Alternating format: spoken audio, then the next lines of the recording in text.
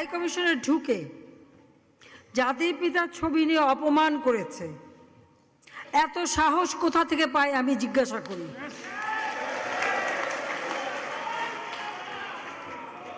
আমি জানি না আমাদের হাই কমিশনার এখন কারা বসেছিল এবং তারা সেখানে কিছুই করতে পারলো না কেন, সেটাও বড় প্রশ্ন।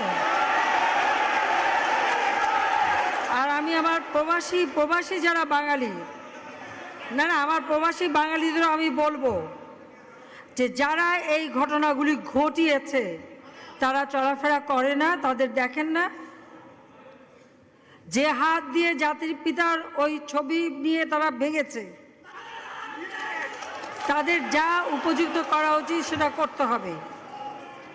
কারণ জাতির পিতার নাম মুছে ফেলার চেষ্টা করা হয়েছিল, তো তারিখ যেহেতু দূরের কথা, ওর বাপ তো চেষ্টা করেছিল এই নাম মুছতে, ওর বাপও চেষ্টা করেছে, মাও চেষ্টা করেছে। তারা কি পেয়েছে নাম মুছতে? পারে নাই।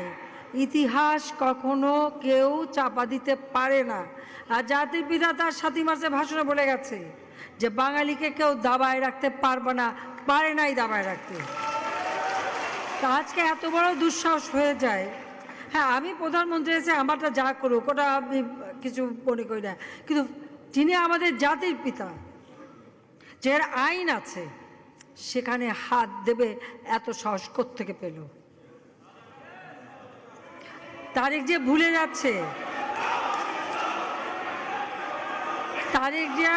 যাচ্ছে যে তার মা দুর্নীতি করে জেলে গেছে।